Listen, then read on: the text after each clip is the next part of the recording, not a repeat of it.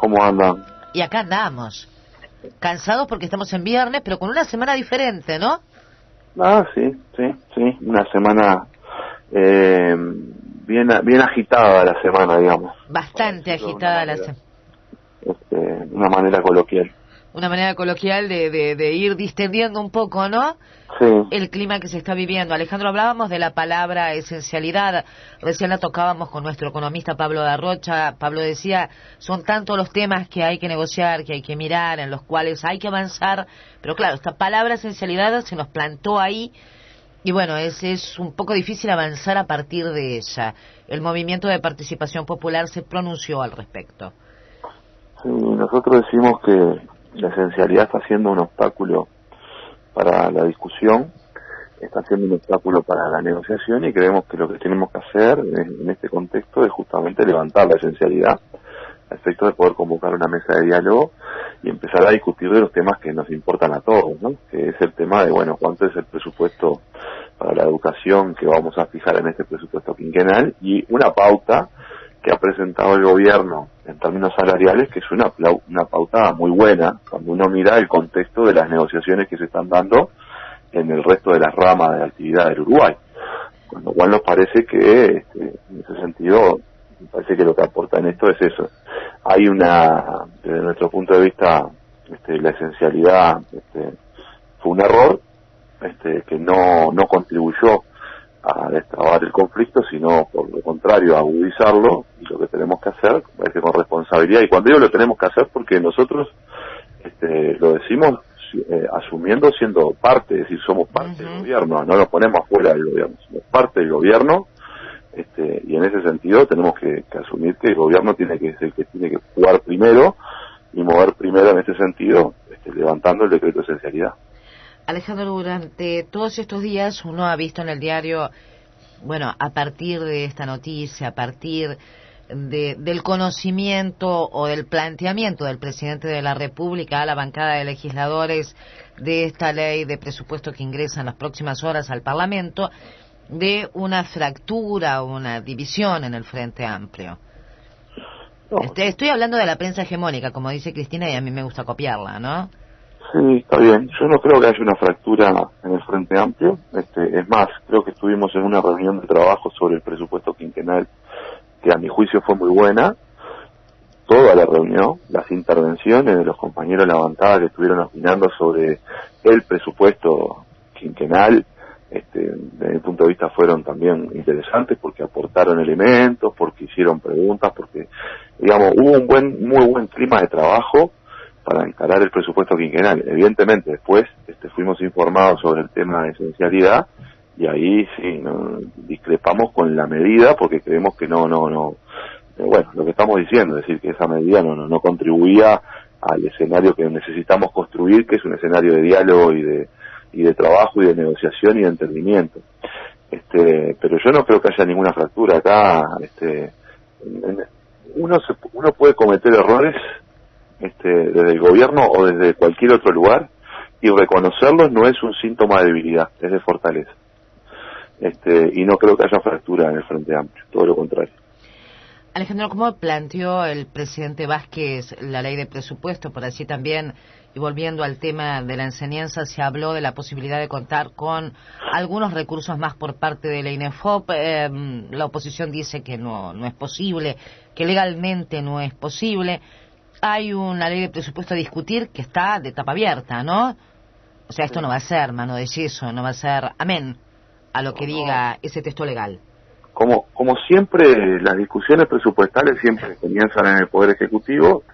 El Poder Ejecutivo envía un proyecto de presupuesto, y el Parlamento es un ámbito de negociación donde siempre se terminan consiguiendo algunos recursos más para apoyar programas que son necesarios para el país. Entonces, en ese sentido, yo creo que estamos en un proceso donde el 31 cambia el espacio de negociación y se traslada al Parlamento, y evidentemente el Parlamento no puede aumentar el gasto global, pero sí puede redistribuir los recursos, y siempre se hace un trabajo de ese tipo en el Parlamento, que se hace en conjunto con el Poder Ejecutivo, por supuesto, y que siempre aporta más recursos para los programas prioritarios, ¿no? Entonces, en ese sentido, yo creo que hay margen para poder trabajar para acercar más recursos a la educación, porque creo que la discusión no es solo salarial en términos de la educación, porque yo creo que la propuesta que presentó el Poder Ejecutivo, primero la propuesta que presentó el Poder Ejecutivo es muy buena, habrá que ver si se puede mejorar esa propuesta, pero también me parece que la discusión es sobre cómo invertimos más en educación y cómo seguimos contribuyendo a algo que creo que en eso somos todos conscientes, que es el compromiso del Frente Amplio, que al final del periodo lleguemos al 6% con la educación. El presidente fue enfático en esto en la reunión de bancada, diciendo se va a llegar al 6% en el quinquenio, y la bancada además está convencida de que vamos a hacer los máximos esfuerzos y que vamos a lograr llegar al 6% en la educación. Así que, digamos, esa no es una discusión, diríamos, el 6% no está en debate, creo que el 6% es un compromiso del Frente. Eso lo entienden los docentes, Alejandro, porque ayer uno miraba las redes sociales donde todos discutíamos de todo, y fundamentalmente los docentes o algunos frente amplistas decían haber sido engañados por este gobierno, ¿no? Eso parte un poco por lo que fue la manifestación el otro día alrededor del Palacio Legislativo y la agresión que sufriera el presidente del Senado, Raúl Sendic. Bueno, lo que pasa es que cuando hay movilización, hay momentos de movilización y hay momentos también donde los ánimos se crispan un poco, evidentemente nos dejamos llevar por las pasiones, entonces se crean este tipo de exabruptos, que hay que entenderlos en ese contexto. Pero no, a ver, lo que hay una diferencia, digamos, para decirlo claro, ¿no? Porque si no estaríamos también mintiendo, ¿no? Los gremios de la educación plantean el 6% de inversión para ANEP y UDELAR. Ajá, sí, eso sí. Como siempre, además. Como siempre. Es tradicional. Lo han planteado siempre, y nosotros decimos, primero, los entes de la educación, partimos de la base que no son ANEP y UDELAR. Existe la UTEC hoy también. Ajá. Vamos a empezar, si vamos por el lado de los entes de la educación. Segundo, la materia de educación es una materia mucho más grande, y en este país nosotros todos los 14 de agosto marchamos en conmemoración de los mártires estudiantiles que murieron pidiendo el boleto gratuito de los estudiantes. Sí. Y el boleto gratuito no va a los recursos de ANEP y UDELAR, se va por los recursos que están en el Ministerio de Transporte de Obras Públicas, que es el subsidio que generamos para que todos los estudiantes en el Uruguay tengan boleto gratuito. O sea que eso también es gasto educativo. Las becas, las más de 12.000 becas que da el Ministerio de Educación y Cultura para que estudiantes de bajos recursos puedan seguir estudiando, son del Ministerio de Educación y Cultura y también es gasto educativo. El plan Ceibal, que es justamente la oportunidad para que un montón de familias accedieran a Internet y tuvieran un mecanismo, y además cada uno de nuestros niños tuviera una laptop que le pudiera acercarse a la ventana de Internet, que es una ventana de oportunidades como es la informática, etcétera, etcétera, también es gasto educativo. Entonces, me parece que la diferencia que estamos teniendo es que cuando hablamos de educación, ¿de qué hablamos? Nosotros, cuando hablamos de educación, el Frente Amplio, cuando habla de educación, no habla de ANEP y UDELAR, habla de el gasto que implica la política pública de educación, que tiene diferentes unidades ejecutoras que lo llevan adelante y que nos parece que son un componente central.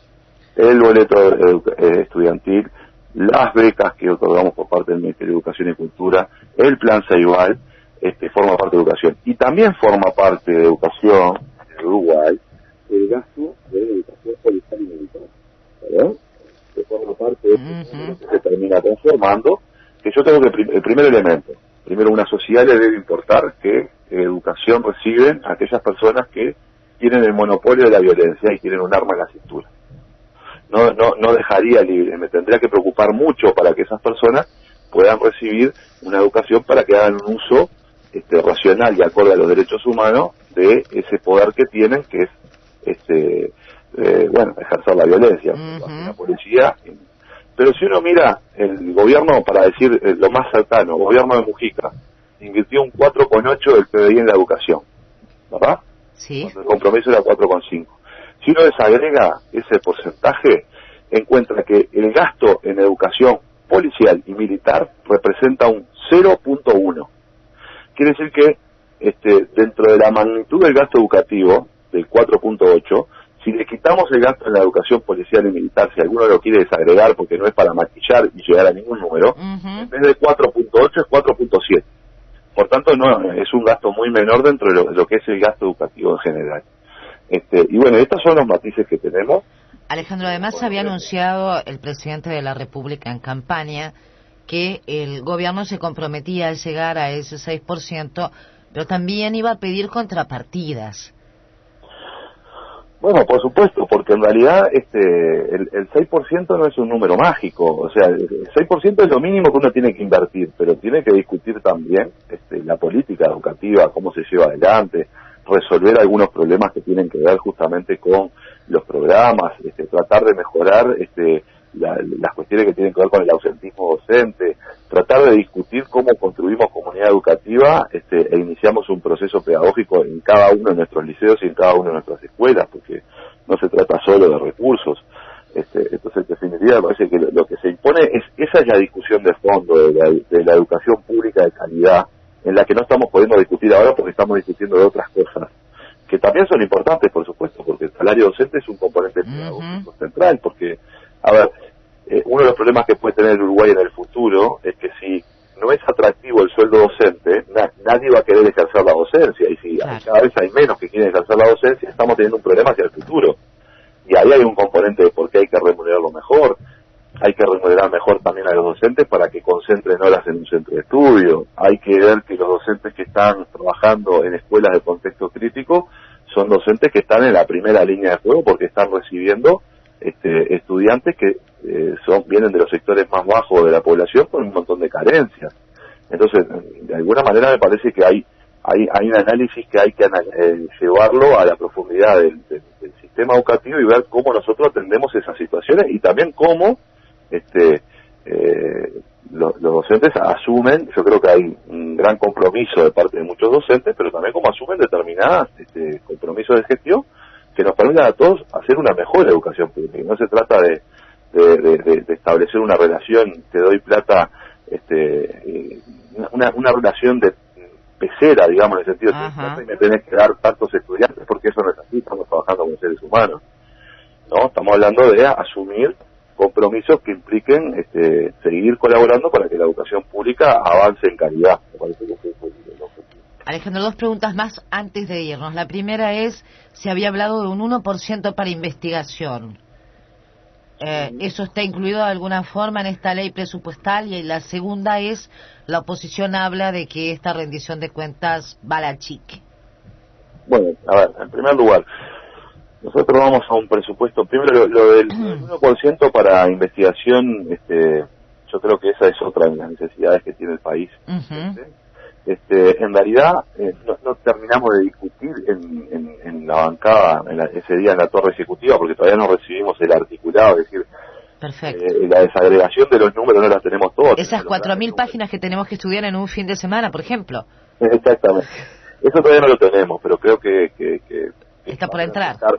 Va a tener que estar puesta en el presupuesto general ese objetivo, porque es una necesidad del país. Bien. El segundo elemento, esta es un presupuesto que coloca 1.100 millones de dólares más de gasto para atender diferentes políticas. Dentro de los incrementos presupuestales que se realizan, la educación es una de las prioridades porque tiene el 39% de los recursos adicionales que se van a colocar.